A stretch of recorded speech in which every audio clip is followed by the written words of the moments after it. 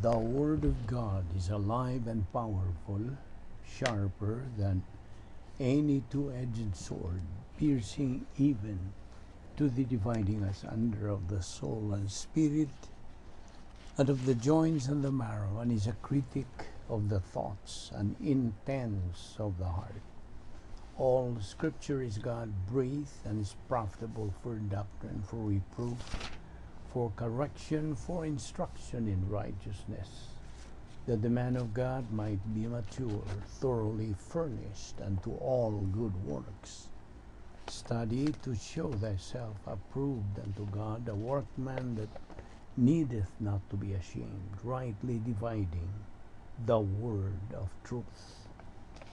1 Corinthians 2:9, but as it is written, eye hath not seen nor ear heard, neither have entered into the heart of man the things which God hath prepared for them that love him. 1 Corinthians 2:14, but the natural man receiveth not the things of the Spirit of God, for they are foolishness unto him, neither can he know them, because they are spiritually discerned. Hebrews 13:5, let your conduct be without covetousness, and be content with such things as you have. For he himself has said, I will never leave you, nor forsake you. Isaiah 41:10, fear not, for I am with you. Be not dismayed, for I am your God. I will strengthen you, yes, I will help you. I will uphold you with my righteous right hand. Romans 8:35-37, who shall separate us from the love of Christ? Shall tribulation or distress or persecution or famine or nakedness or peril or sword? As it is written, for your sake we are killed all day long. We are accounted as sheep for the slaughter. Yet in all these things we are more than conquerors through him who loved us. Deuteronomy 31:6, be strong and of good courage. Do not fear, nor be afraid of them, for the Lord your God, he is the one who goes with you. He will not leave you, nor forsake you.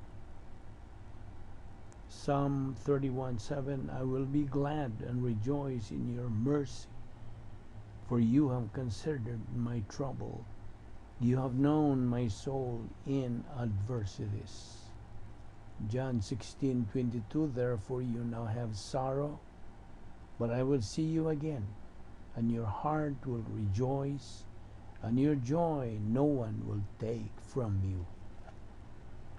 Sa dili pa kita magkapadayon sa atong pagtuon sa pulong sa Diyos ni adlaw, alang kanimo magtutuo, gikinahanglan ang imong hingalan, admitir o pagsugid sa imong mga sala ngadto sa tubangan sa Dios nga Amahan, aron kini dili mahimong babag sa atong pagtuon sa pulong sa Dios. Ug alang kanimo higalang wala pay kaluwasan, tumuo ka kang Ginoong Hesus ug ikaw maluwas. Magampot sa hilom.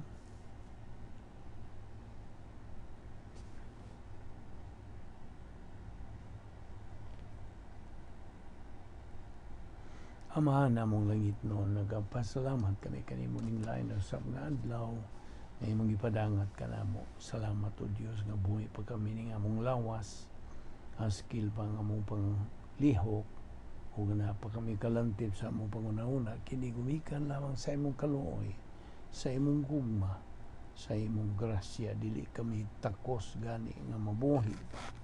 Pag ikaw nagapadayon mga sa kamatinumanon sa imong mga saadog, nagalihok pa man ang imong protokol nga plano sa among kinabuhi. Busa andama kami karon sa among pagpadayon sa pagtuon sa imong kamatuoran, pinagis pagtudlo kanamo sa balaang Espiritu Santo. Salamat kaya mo Bible study pinagi sa YouTube kining tanan namong gipasalamatan sa ngalan ni Ginoong Hesukristo. Amen. Maayong adlaw sa tanan nato mga subscribers, mga higala, mga igsuon diyan ni Kristo. Welcome kaninyong tanan. Niya pag kita magadupot sa atong pagtuon sa uluhan nga the dynamics of the spiritual life beyond Gnosis. Okay, padayon ta sa atong gibiyaan kagahapon. To be both spiritually and physically alive, ang tao kinahanglan nga siya mataw pag-usap. Ang iyang pagtuon lamang kang Kristo lamang. O I hope na silsil na ginanimo diya sa mga limpatakan, sa mga kalag na way laing paagis kaluwasan. Ang tao maluwas lamang pinaagi sa iyang pagtuo kang Ginoong Hesukristo na iyang manluluwas. Pagtuo lamang kang Kristo lamang ug wa kini mausab. Giandam kini sa Dios sa tanang tao nga ani-aning kalibutana. So, the principle atong gihisgutan man ni kagahapon, he who is born once will die twice, but he who is born twice will die only once. Busa, labihas pagka may nungdanon gayon sa pag-usab-usab nini. It's important to repeat in teaching to us kining doktrina nga we are so fortunate to avail sa gahom sa Dios ni ining atong katuigan sa simbahan. Og tungod nining maong gahom, no believer is deprived to have this power samtang niya siya nini kaduhang bahin sa plano sa Dios. Sa ako nang ginaingon kaninyo, ako na usab nga balikon sa pag-ingon, kitang tanan mga sakop sa kaniwatan sa tao, wa tay mahimos tong kaugalingon sa pagluwas sa tong kaugalingon. We are depraved.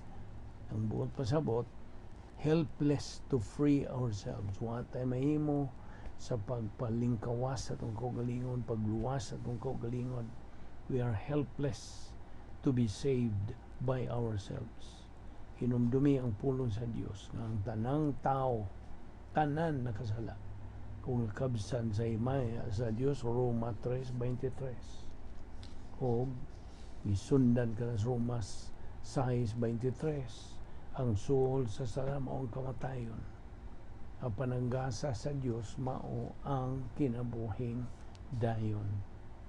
So hinumdumi ka na. Now, there are two categories of spiritual death. Real spiritual death, kaning real, tinuod gyud nga espirituhanong kamatayon nga kitang mga magtotoo were once totally separated from God. Kaniadtong wa pa ta maluwas. Nahimulag gyud ta. Hingpit nga itong pagkahimulag gikan sa Dios. Humanta mo to kang Ginoong Hesukristo nga itong manluluwas. Atong personal nga manluluwas din. Nahiuli kita, napasig-uli kita ngadto sa Dios, o kita nadugtong nahiusa na kang Ginoong Hesukristo hangtod na sa wala na katapusan. Mao na ang real spiritual death nga nangamatay kita, napanunod nato ang nabuhat na sala sa atong unang ginikanan. Busa napanunod nato ang ilang sala nga panulundon. So mao tay atong kahimtang sa upat na maluwas. Mao kadtoy real spiritual death. Now ang ikaduha nga kategorya mao ang substitutionary spiritual death ni Ginoong Hesukristo. He was separated mismo, siya mismo nahimulag gikan sa Dios tungod sa atong mga sala. O kanto substitutionary spiritual death of Christ. So, yes, Roma 5:12, we are dead in Adam. Patay kita diha ni Adan. O panabuhi kita diha kang Ginoong Jesucristo. Now, I hope naklaro na yun ninyo, ha? Now, so pinagi sa great power experiment ang atong Ginoong Jesucristo namatay spiritually samtang iyang gidawat ang tanan itong mga kasalanan dito sa cross. Sa dihang mibungat sa pagingon, Diyos ko, nganong gibiyaan mo ako? Timo, hinanti miig katilipis. O kanay Grigong pulong. Mao kadto ang higayon nga siya namatay spiritually. Di man niya ito. Mao kadto'y pagkamatay spiritual ni Ginoong Jesucristo. Ug mao kadto ang iyang substitutionary spiritual death. Now, our Lord Jesus Christ had to die spiritually. Aron sa ingon niya na makahatag siya sa espirituanong kinabuhi, eternal life, ngadto ni bisan kinsa nga mo himo og desisyon sa pagdawat niadtong bayad sa atong utang sa sala. Ang atong Ginoong Jesucristo emptied himself. He did not use the power of his deity. Mao kani ang doktrina sa Gnosis. Wa niya gamita ang gahom sa iyang pagka-Diyos. Samtang din siya sa iyang hypostatic union. O ikaw nakasabot na, kung sabot pasabot na ining hypostatic union, duha ka kinaiya ni Ginoong Jesucristo, kinaiya sa pagkatao nga 100% nga tao siya. O ang iyang kinaiya sa pagka-Diyos nga 100% pod nga pagka-Diyos. Mao kadto ang nakapahimong dili kasagaran nga persona ni Ginoong Jesucristo. That made him the most unique person in the entire universe. So, si Ginoong Jesucristo namatay dito sa cross instead of us. Kita ba gidunta ang ilansang dito sa cross? So, si Ginoong Jesucristo namatay nga way mitabang kaniya without man's help. Kung kana grasya. Unsa tibot pasabot sa grasya? Kadtong ilang gi-define kining grasya nga ilang gi-spell out nga God's gift to us are received by faith. A, available to everyone. C, comes through Christ. Ug ang E, extended for all eternity. Kung malikon, kadto gi-spell out kining pulong nga grasya o grace sa in English, God's gift to me, received by faith, available to everyone, comes through Christ, extended for all eternity.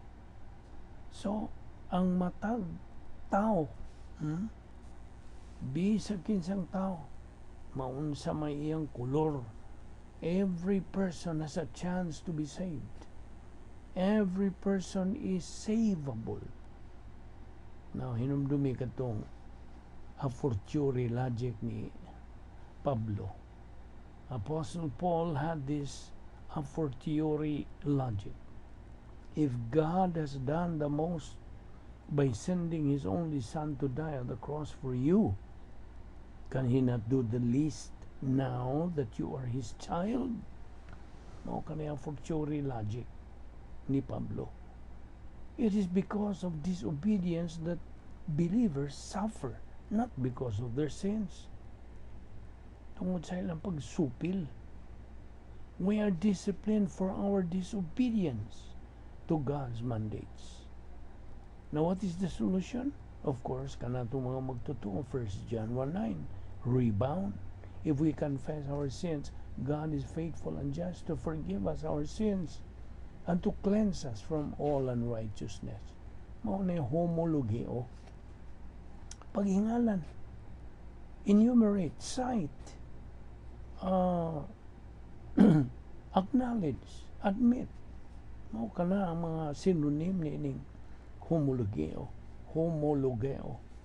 Greek word, ug ato ning gihubad sa Binisaya, pagsugid. You see? Unsa man lisod niya na pagsugid sa mga sala. Kini alang kanato mga magtotoo nga di nimo apply sa mga di magtotoo. They have to pass through this process of entering into the plan of God by putting their faith on the Lord Jesus Christ. He is the only object of the faith to be saved. Roma 8:32 unsa gisulti? He who did not spare his son but delivered him up for us all. John 1:12, but as many as received him, to them gave the right to become children of God, to those who believe in his name. That is why ang 1 Juan 1:9 is the most basic provision for us believers. Tungod kay without it, we will never be able to experience the power nga gibilin ni Ginoong Jesucristo nganhi kanato ni ining kalibutan.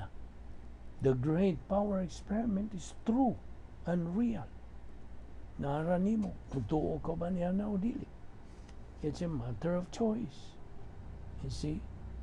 Apan ang nagunang kaaway sa Dios, di arch enemy of God nga si Satanas, dili buot nga kita mupahimos nining maong gahom tungod kay buot niya nga kita mga magtotoo mamiserable sama kaniya.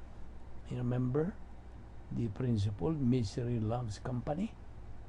So let us beware these arrogant skills nga iyahang Satanas kining paagi to prevent us from growing in grace and knowledge of our Lord and Savior Jesus Christ. Iyatang pugngan, iyatang bambagan. So, let us beware. Kantong arrogant skill, self-justification, self-deception, ug self-absorption. So, hinumdumi po kantong personal and impersonal love. How do we use impersonal love? Unsa ang tupagan? Si Ginoong Jesucristo mismo nagsulti, love your enemies. Apan unsaon nato pagbuhat nini? How? Well, ang tubag, gamita ang impersonal love by the use of Bible doctrine, spiritual means. Impersonal love for all mankind. Ug ayaw kalimot sa pulong sa Dios, we love Him because He first loved us. Gamita dayon ang 1:9 to be able to enter sa operational divine dynasty. Mao kini ang royal palace sa matag magtotoo. Ayaw kalimot. Apan kini is a mental attitude. Kaya nga naman, ang paagi sa pagkinabuhing Kristohanon, matang kinis pangunahuna. It is in our mind. Di man nina. It is a mental attitude life. So kung buot ikaw ang magmadinaugon sa mong kinabuhing Kristohanon o makadawat ka unya sa mga unsa kanang escrow blessings in time, then mo ka na. Now, kinsa may naghatag ka nato niya ng maong gahom nga makasud ta, makabalik ta pagsud diha sa operational divine dynasty sa panahon nga kita makasala. It's the Holy Spirit. Ang Espiritu Santo is the one who enables us to go back to the operational divine dynasty if we allow Him to take us into the operational divine dynasty. Allow Him. Pagtugot kaniya. So it's a matter of choice na po.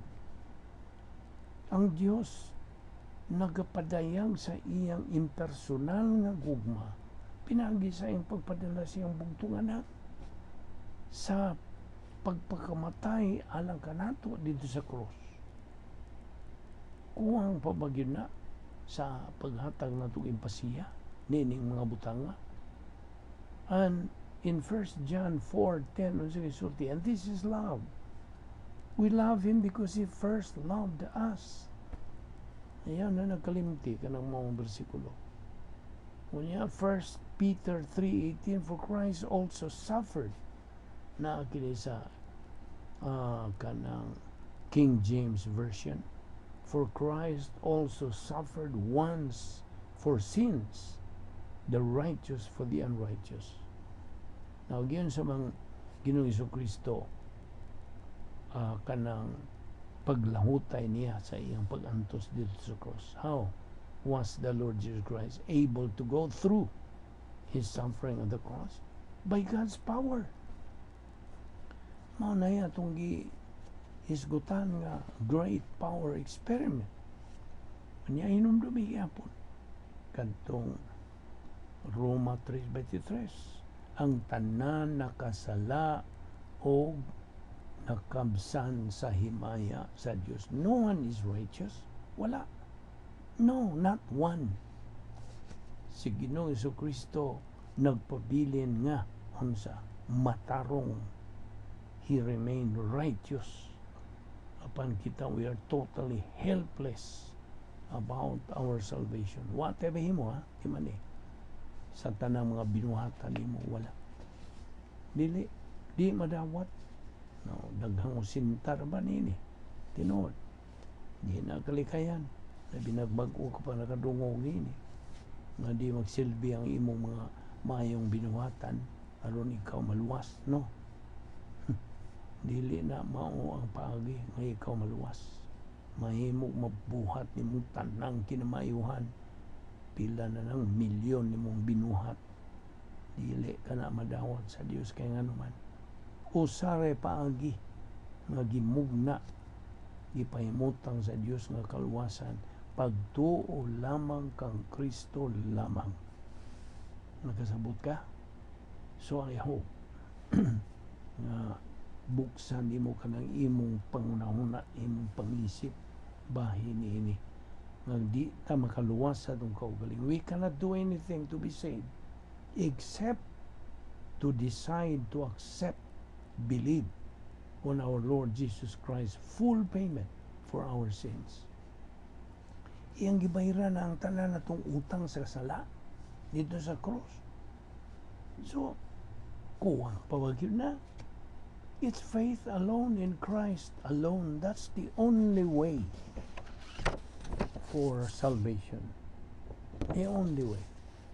Ang pulong sa Dios nagasaad o nagapasalig sa atong kalwasan pinagi lamang sa pagtuo lamang kang Kristo lamang, not by good works.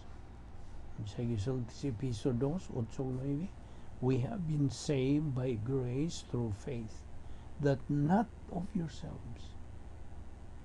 It's a gift of God, not of works, na lest anyone should boast.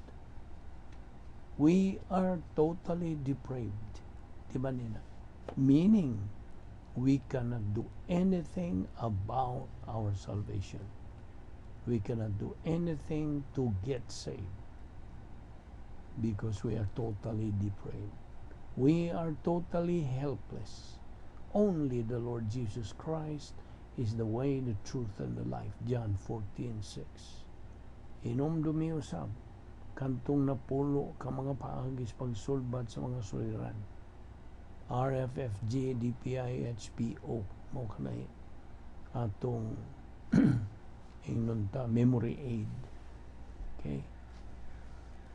Rebound ang una. Sunod, feeling of the Holy Spirit. Sunod, faith rest drill. Grace orientation. Doctrinal orientation. Personal love for all, for God the Father. Impersonal love for all mankind. Inner happiness, or sharing the happiness of God. Personal sense of destiny. And occupation with Christ. Now, utana na po kunimo, pilang oras nga nagadupa, nagabitay si Ginoong Kristo dito sa cross. Pilang oras? Our Lord was nailed at the cross at 9 a.m. Buntag. At 12 noon, alas 12:08, Mityabaw ang atong Ginoong Jesucristo, Amahan. Why have you abandoned me? It was God the Father who imputed all of our sins to Christ. It was God the Holy Spirit's omnipotence who sustained Him. Ay palahutay niya ni Ginoong Kristo to finish His mission sa dihang bungat siya. Mityabaw siya sa pagingong tetelestai, Greek word nga nagpasabot. Tapos na. Naumana nga akong mission. That is why we are studying ang mga punto din ni the dynamics of the spiritual life beyond Gnosis. O ato pag itukbil kining great power experiment nagdibilin ni Ginoong Kristo dungan siyang pagbuhi siyang espiritu samtang bitay siya dito sa cross. Niya na nato natong mga magtotoo ining katuiga simbahan. It's available. So many believers. It's really tragic. Huwag yun lang magbahin ining maong gahom. Now, 1 Peter 3:18, for Christ the righteous also suffered for the unrighteous. He was put to death in the flesh, but made alive by the Spirit. Pasabot sa spiritual death. Kini na kang lugan o hingpit nga pagkahimulag gikan sa Dios. Ang tao nga dili luwas, hingpit nga nimulag gikan sa Dios. Totally separated from God. Hebrews 12:2 nagkanayon. Looking unto Jesus, the author and finisher of our faith, who, for the joy that was set before him, endured the cross, despising the shame, and has sat down at the right hand of the throne of God. Ang atong Ginoong Kristo samtang gabitay siya sa cross, nakabungat sa pag-ingog, giuhaw ako. He bore our sins. Iyang gidawat ang tanan natong mga kasalanan. He patiently took all the insults, all the beatings, all the slappings, etc. Now, unsay nakaluwas na to? Ang iya bang spiritual death o physical death? Kay kaduha ra ba siya mamatay dito sa cross? He died twice at the cross, spiritually and physically. Unsay may nakaluwas na to? Ang iyang substitutionary spiritual death. Ang iyang spiritual death mo'y nakaluwas nato nga mga katawhan, dili ang iyang physical. Of course, ang tuyo sa physical death is that he was to be resurrected. Sa dihang, of course, ang physical death nahitabo sa pagbungat niya sa pag-ingog. In manos tuas, commendo spiritum meum. Diyan sa imong kamot, itugyan ko ang akong espiritu. Physical death, kadto. Now, ang iyang substitutionary spiritual death dito sa cross was the only solution to our real spiritual death. To be spiritually alive, paminaw, aron ikaw mabuhi spiritualmente. Ikaw kinahanglan nga matahaw pag-usap. Unsaon? By faith alone, in Christ alone. Is pagtuo lamang kang Kristo lamang.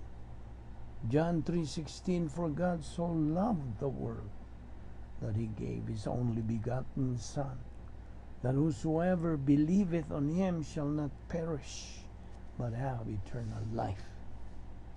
John 3:36, he who has the Son has life, but he who does not have the Son does not have life, and the wrath of God abideth on him. Now, timan ni, o sabta kini nga si Ginoong Jesucristo namatay spiritually aron iya tang dadon ngadto sa Dios. Christ died spiritually to bring us to God. John 14:6 unsay gisulti niya, I am the way, the truth, and the life. No one comes to the Father but by me. Ang cross, where a person is crucified at Bible times, mao kadto ang ilang capital punishment. Our Lord Jesus Christ died there to bring us to God. Hinumdumi, the righteous, si Ginoong Jesucristo, for the unrighteous, kitang mga katawhan. Sa diha nga motuo kita kang Ginoong Jesucristo, iya kitang dadon ngadto sa Dios. Idugtong kita na mahiusa kita sa Dios pagbalik. Mapasig uli kita sa Dios. Now get this. Kadtong akong gibungat ni padugay John 14:6, I am the way, the truth, and the life. No one comes to the Father but by me. Why mausa ang maluwas? Pinagi pagbautismo? No. Kanang walk down the aisle? No. By raising your hand? No. By being a member of a church? No. No one is saved. Yan ang mga paagiya. Only faith in Christ. Sabot? Naroon ni mo, musabot ka ba niya na o di? Na magkakabubuton, hinatag ka na sa Diyos po. Okay? Mabitaw na. Ako rin balikon kining na may daghan kong mangutanag. Nga naman nga na may maimpirno. Mangutanag sila ako. Bek, nga naman nga na may maimpirno. Masa magyo'y tubag ni mo niya na. Okay. Ako, pong gibalik ang akong pagtubag nila. Na ay maimpirno tungod silang kabubuton. Klaro kayo na. Naman kayo kabubuton. Kayo, maimpirno ka, imo ng tinuyuan nga mo. To dili na dili na sayop o sala sa Dios. No. Huwag labot ang Dios kay gihatag na gunang iyang gihatag na nimong kabubuton nga ikaw makapili. Mutuo ka bang Kristo o dili? You see? Maura mong na isyo. Ayaw naghisgot may tungod og sala kay dili na isyo. Kung bahay kaluwasan, ang sala di na isyo kay human na nasulbad na dito sa cross. Gibayran na ng utangan nato dito sa cross. Gibayran Ginoong Jesucristo sa hingpit giyong pagbayad. So, una ang gipangayo sa Dios nimo mao imo pagtuo sa iyang bugtong anak na namatay siya tungod sa imong mga sala. Mora. Tuohi lang to iyang gibuhat. Kay sa imong pagtuo sa iyang gibuhat, imong ituhuan siya nga imong maluluwas. You see? Di gani ang imong kanang dapit. No, you cannot. Dili ka makadapit ni Kristo diha sa imong kalag. Imong kasing-kasing. Do not invite Christ into your heart. That is not salvation, ba? Not salvation. Or it's not the means of salvation. Ngano? Tubag? Tungod kay ang atong kasing-kasing deceitful. Sabot ka kung siya deceitful. Malinglahon kini atong kasing-kasing. So akong balikon, dili kini kaluwasan sa imong pagdapit. Daghan na ba mga pastor, mga evangelista nga nag-emphasize, invite Christ into your heart. No, that's not salvation. You cannot invite. It is God who invites us. Sabot? Again, salvation is grace. Efeso 2:8-9. Sabi nimo, sa diha nga ikaw motuo kang Kristo ingon nga imong manluluwas, ikaw luwas hangtod sa kahangturan. Sabta gina. Naralan nimo. Tuo ka ba niya nga? You have your volition. God respects the decision of your volition. But God has given us total freedom of choice. Total. Hingpit yun. Kagawasan. But with that kagawasan, with that freedom, goes responsibility. Di man na. Nagyukay tulubagon sa matag desisyon nga imong himuon. Ikaw ra ug ikaw ra gayud ang manubag. Mao na tubag niya tunutan nga nung naay may impyerno, kung itubag sila tungod sa ilang kabubuton. Ilang tinuyuan nga moadto sa impyerno. Sabot? So I hope na klaro kini nimo kay dihas 1 Pedro 2:24 sa atong pagtak-op ning adlaw nining atong pagtuon. Nagsulti kini, who himself bore our sins in his own body on the tree, that we, having died to sins, na padayon lang nagbasa diha ang maong bersikulo. So ato ipadayon kini ugma o ayaw sipyat sa sumpay nining atong pagtuon ni ining atong tun-anan nga giuluhan the dynamics of the spiritual life beyond Gnosis. Ama na mong langit nun, nagapasalamat kami kanimo niining lain na sa mga higayon sa among pagpaking ambitay kanimo ug sa imong mga pulong. Salamat o Diyos sa imong pagpatinaw kanamo sa tataw bahin sa kaluwasan. Inaot nga kadtong nagadungog niini nga mga dili magtotoo makaamgo unsa ka tinaw katataw sa imong pagpadayag sa imong mga pulong pinagi sa Espiritu Santo nga magpagpasabot niini. Dada kami pagbalik ugma dinhi ning among Bible study through the YouTube ubos sa Balbido Evangelistic Ministry kining tanan among gipasalamatan sa ngalan ni Ginoong Hesukristo. Amen.